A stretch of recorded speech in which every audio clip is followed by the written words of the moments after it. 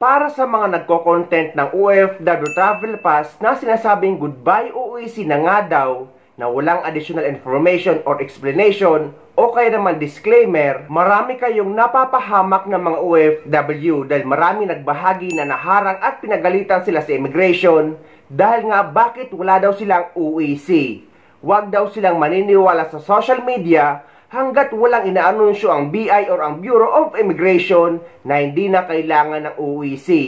Dahil OEC pa rin ang hinahanap nila at hindi pa nila kinikilala ang OFW Travel Pass. Lalo na't hanggang ngayon ay marami pa rin no record found ang kanilang OFW Travel Pass.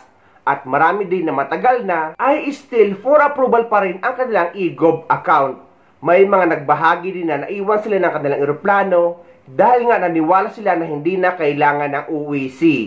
Eto guys, napakarami nagre-reklamo dahil nga napapanood nila at naniwala sila sa ganitong video. Goodbye OEC para po sa ating mga kababayang overseas Filipino workers saan mang panig ng mundo, at hello OFW Pass. Mag-download lamang po kayo ng eGovPH app at hanapin nyo po ang DMW, Balik Manggagawa, and voila, no need for OEC. Goodbye OEC forever, hello Travel Pass. Goodbye OEC, hello OFW Travel Pass.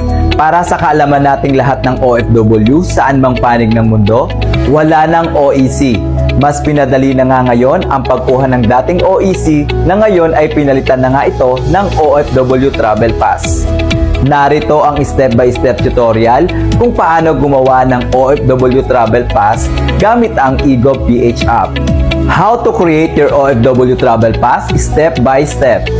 Step 1. Download the eGovPH app from the Google Play Store or Apple App Store. Step 2. Create an account using a valid email address and mobile number. Step 3. Go to NGA tab, then select DMW. Step 4. Tap Balik Manggagawa.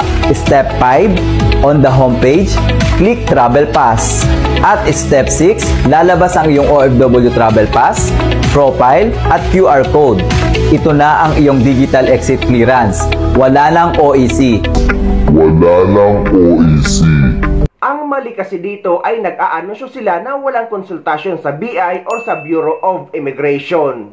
Parang ano lang yan, yung bagong expanded solo parent law na kasama ang mga OFW na considered na as solo parent ang mga naiwang asawa or legal guardian na nagbabantay sa anak ng isang OFW. Pero kapag pumunta naman sa social workers, ay bawal naman pala ang OFW or ang may nanay or tatay na OFW. Paano sila nag-aanunsyo na hindi kumukonsulta sa social workers?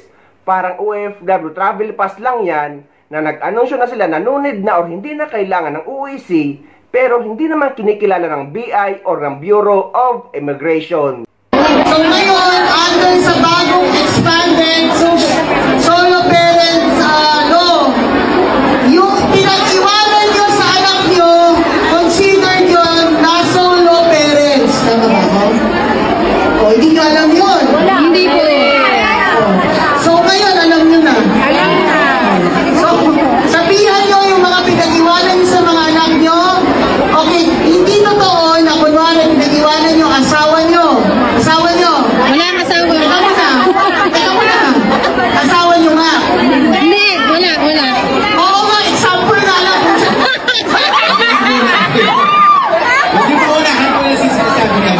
O sige, wala na kayong asawa. Sabihin. Yes! Okay. Walang asawa. Wala. Iwan nyo yan sa kapatid nyo or ano. Consider silang solo parents. Naiintindihan nyo na. Opo. O taas ang kamay ang mga nakaintindi. O kayo lang dito. May matatanggap buwan-buwan ang pinag-iwanan ninyo ng anak ninyo basta mag-rehistro sila sa LGU, hanapin ang social worker doon. Okay? Opo. O, i-text nyo na yan ngayon. Naka-record na po. Yes, i-text yung jowa nyo. Okay. Naka-record na. Balik kami sa picture, thank you. Shout out ako sa OWA. Ano naman tong pinagkakalat nyong fake news, ha? Yung ang sabi nyo, yung mga OFW na may mga anak na pinag-iwan doon sa Pinas, yung pinag-iwanan ng mga anak ay consider as a solo parent. Yun talaga yung sinabi nyo sa interview nyo. Tapos, ang sabi nyo pa, pumunta lang sa LGU, sa social worker, para magsabi doon na nag-iwan mo yung anak ng isang OFW nasa sayo, ma-considered ka as solo parent. Tapos, nung pumunta doon, yung pinag-iwanan ko ng anak ko, kasi nagtanong, curious kung totoo ba, di ba? Kasi kung totoo, di sayang din naman, kaysa naman nakawin lang ng mga buhaya dyan, di ba? Kaya pumunta doon yung pinag-iwanan ko ng anak ko, nagtanong, alam nyo kung anong sagot, ha? Ang sabi lang naman, hindi considered as solo parent yung pinag-iniwan ng anak na OFW kasi nga bawal nga daw doon yung OFW yung magulang. Ano ba naman?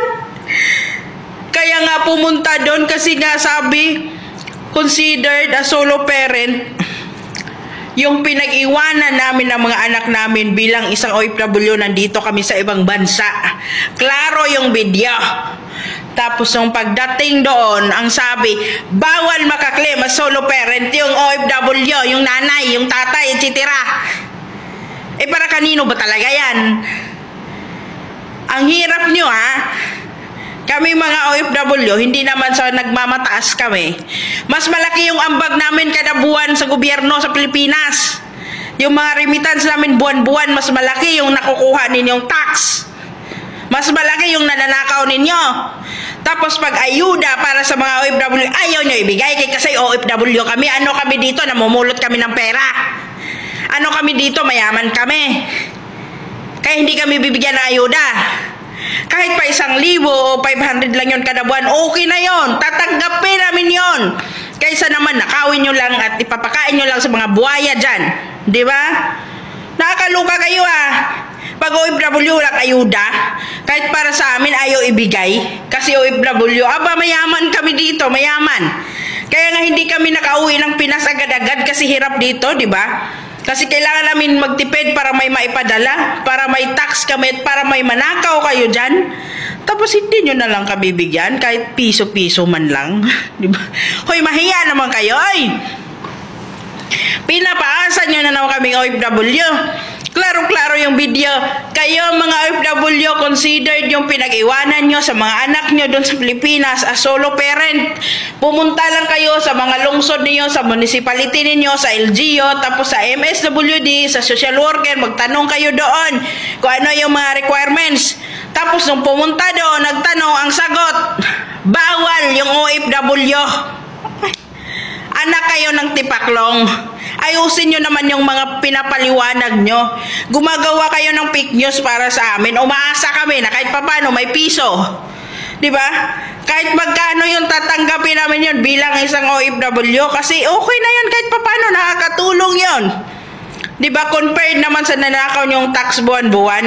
Ang daming nagpapadala buwan-buwan. Ang laki ng tax na nakukuha ng gobyerno sa mga OFW buwan-buwan. Tapos pag ayuda, bawal kami kasi OFW kami. Kami nga yung pinakaunang source of income, di ba? Hoy, mahiya naman kayo. Pag nagsabi kayo dyan, ha? Pag nagsabi kayo, especially itong uwa, paasa kayo eh. Pag nagsabi kayo, ayusin yung paliwanag nyo. Huwag yung ganun, di ba? Pinapaasa nyo kami. Pagdating doon, sabi bawal OFW. Bakit mayaman kami? Bakit nagpupulot kami ng pera dito? Humiga kami ng pera? Hoy, kailangan namin magkuskos na inodoro bago kami magkapera. Kaya kami nandito kasi walang trabahong matino dyan sa Pilipinas. Ang liit ng sahod. Diba? Tapos pag may ayuda, wala kami. Wala kami. Wala kami. Wala talaga kami. Bawal kaming bigyan. Ano kami, mayaman? Kaya mas lalong sumasama ang loob ng mga OFW dahil napakaraming pabago-bago ang ginagawa ng ating gobyerno, pero pare-pareho lang din at halos trial and error lang ang ginagawa, masabi lang na mayroong ginagawa. At bakit papalitan pa ang OEC na ang OEC ay online din naman at may nakukuha pang terminal fee cash refund. Na yung unang plano nga ay ang UEC at e-travel ay pag-iisay na at kalaunan ay binago na naman. Kaya nga nasasabi natin na trial and error lang ang ginagawa nating gobyerno dahil nga pabago-bago sila pero pare-pareho lang din naman. Madalas ay palpak pa. Sorry sa words pero totoo naman. Maraming mga OFW ang nagtatanong kung ang OFW travel pass daw ba at e-travel ay iisa. Ang sagot guys, actually nagkaroon lang ng pagkalito dahil nga sinabi mismo ng DMW Secretary Hans Kakdak sa una nilang anunsyo na ang UEC at e-travel ay pag-iisay na. Siya mismo at DMW mismo ang nag-anunsyo niyan. In other words, maglalaho na yung OEC. But that doesn't mean na wala ng documentation requirements sa DMW. You will still enter the DMW app, get your workers registered with the DMW process there, and once cleared, may access na kayo sa e-travel pass, which is the outcome document, hindi na OEC. May access na kayo sa e-travel pass, which is the outcome document, hindi na OEC. Ngunit kalaunan ay binago or iniba na naman nila na yung unang plano na e-travel pass na OEC at e-travel na pag-isay na ay magkaiba na ngayon dahil ang OFW travel pass ay ito lang ang ipapalit sa OEC na makukuha sa eGov app. So ulitin natin guys na ang OFW travel pass at e-travel ay magkaiba. Pero as of now, November 2025 hanggang December 2025 ay OEC pa rin ang gagamitin ng mga OFW hanggat hindi pa maayos ang OFW Travel Pass at hindi pa ito totally implemented. At mas maganda nga na OEC pa rin talaga ang gagamitin dahil may nakukuha pang terminal fee cash refund. At online din naman ang OEC. At napakarami pa rin mga OFW na for approval pa rin ang kanilang eGov app at hindi pa rin maayos or no record fund pa rin ang kanilang OFW Travel Pass. So kung hindi pa maayos ang inyong OFW Travel Pass at isa naman kayong documented OFW na may record na sa DMW, ay huwag kayong mag-alala guys as long as meron kayong OEC. Any concern naman kapag pinatupad na ang OFW Travel Pass, ay pwede kayong sumadya sa pinakamalapit na POA office sa lugar nyo or dumaan sa POA desk na matatagpuan nyo sa loob ng NAIA or Clark International Airport. Bukas sila 24 oras. Pero sa ngayon, ito pa rin ang mga requirements pauwi sa Pilipinas at pabalik sa ibang bansa para sa mga documented OFW. Updated requirements pauwi sa Pilipinas at pabalik sa ibang bansa para sa mga documented OFW. Pati sa mga OFW na magpo-for-good na sa Pilipinas. Napakarami nga nagtatanong sa social media at nag-aalala na hindi pa rin maayos ang kanilang OFW Travel Pass. Pero nakakuha naman sila ng OEC. Ang sagot dyan guys, huwag kayong mag-alala dahil hindi kayo nag-iisa. Kahit nga sa akin na still no record fund pa rin ang OFW Travel Pass ko, pero nakakuha or naka-acquire naman ako ng OEC exemption. At kahit nga nagawa ko na rin ang record verification sa InfoSheet, ay ganoon pa rin ang OFW Travel Pass ko. No record found. Pero huwag kayong mag-alala dahil may mga kaibigan ako nakakabalik lang dito sa Dubai at OEC pa rin ang hinanap sa kanila sa immigration. So huwag kayong mag-alala basta meron kayong OEC kahit no record fund pa ang OFW Travel Pass nyo. So sa ngayon, ito pa rin ang requirements pauwi sa Pilipinas at pabalik sa ibang bansa para sa mga documented OFW ngayong buwan ng November 2025. So ito ang mga requirements sa mga uuwi sa Pilipinas na mga OFW para sa kanilang bakasyon. Number 1, ang inyong e-travel arrival card registration, ang inyong passport at ang inyong ticket. At meron pang karagdagang Polo Verified Contract para sa mga OFW na may mga employment changes. Kagaya sa mga nag-change employer, change job site, change company name kahit pareho pa rin ang owner, nag-change position, at yung mga babae na napalitan ng apelyido sa kanilang passport, visa at kontrata, at yung mga OFW na galing sa visit visa at nag-employment visa sa ibang bansa. Kailangan nyong pa-verify sa Polo Office sa bansa kung saan kayo nagtatrabaho para makakuha kayo ng updated OEC sa POA sa Pilipinas. Ngunit sa mga dati nang nakapag-verify ng kontrata at uuwi muli babalik sa parehong employer at walang employment changes, hindi na required ang panibagong Polo Verified Contract dahil pwede na kayong mag-acquire ng OEC exemption online. Pero kung hindi naman kayo marunong online, ay pwede kayo sumadya sa pinakamalapit na POA office or DMW office na ngayon at pwede kayong magpa-print ng OEC exemption sa kanila. Basta guys, kahit exempted na kayo sa OEC at hindi na kailangan ng panibagong polo verified contract, ay lagi niyong dadalhin kapag uuwi kayo sa Pilipinas ang inyong lumang contract verification kagaya nito. At ang bago niyong printed na kontrata galing sa inyong employer.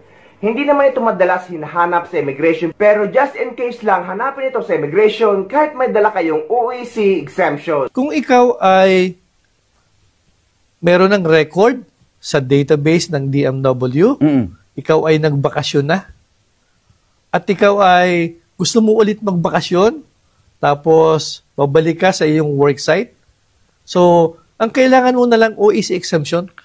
Yung makuha mo online na lang. Yes. Same company, same job, lahat Yes. same. Ito na yon. Oo, so hindi mo na kailangan magpa-verify ng contract kung ikaw ay returning to the same employer na may record ka na. Okay. OEC exemption na online, kahit sa Pilipinas mo nakuhanin ito, pwede mo nang makuha ang OEC. Kasi yung iba, sir, na misinterpret kasi nila na pag sinabing, exempted ako sa OEC, so hindi na ako kailangan kukuha pa rin. Yes, so Online. Online lang na yung proseso mo. Magandang araw po sa lahat ng ating mga OFWs. Explain ko lang po at clarify ko lang po yung bagong advisory po natin. So napapansin po natin, ganito po yung itsura ng ating kontrata. So andyan po yung pangalan ng employer at yung ating pangalan, at napapansin po natin 2 years po yung ating kontrata. So pag check po natin sa second page, nakalagay din po dyan yung petsa kung kailan po pinirmahan. So kung for example ito ay March 2022, noong 2024 ay expired na po ito. Pero kung tingnan nyo, na-verified po na po siya dati. So ano pong gagawin? Kung uuwi po ako ngayong taon, gagawa lang po ako ng panibagong kontrata. So for example, ito po, same pa rin po ang employer, pero pirmahan ko pa rin po, hindi ko na po kailangang ipa-verify ito. Okay? Pero pag uwi ko po sa Pilipinas, itong dalawa po ang dadalhin ko all the time. Ito po ipapakita ko sa immigration na hindi po nagpalit ang aking employer since 2022. Okay?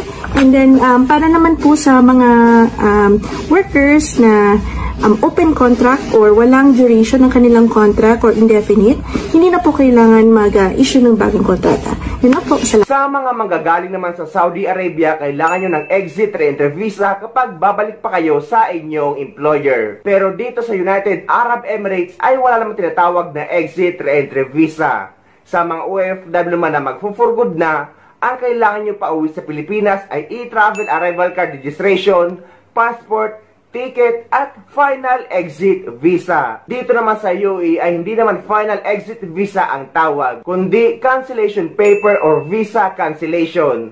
Sa ibang bansa naman ay release paper ang tawag dito. So yan ang mga requirements sa mga pauwi sa Pilipinas. Ito naman ang mga requirements kapag pabalik sa ibang bansa para sa mga documented OFW. Number 1, ang inyong e-travel departure card registration. Number 2, ang inyong OEC.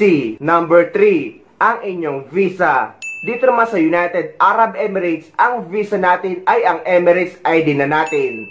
So, ang Emirates ID na ang ipapakita nyo sa immigration. Number 4, ang inyong passport. Number 5, ang inyong ticket. At ang lagi natin pinapaalala, number 6, ay ang inyong OWA membership.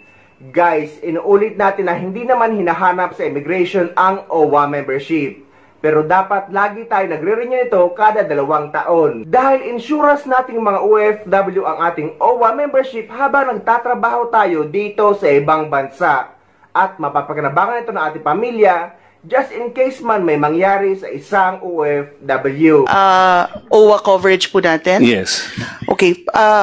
Your Honor, Madam Chair, una po sa lahat, ang membership contribution po ng OWA ay $25 since 1982 po. Hindi po na iba ito. Ngayon po, nadagdagan po ang mga benepisyo. So ngayon po, meron po tayong social benefits. Una po sa lahat. Sa mga miyembro po ng OWA, meron pong accidental death and natural death coverage. Accidental death in the amount of 200,000. Natural death, 100,000. Meron pong burial benefit na 20,000. Ito po yung sa parang mala insurance coverage po ng OWA membership.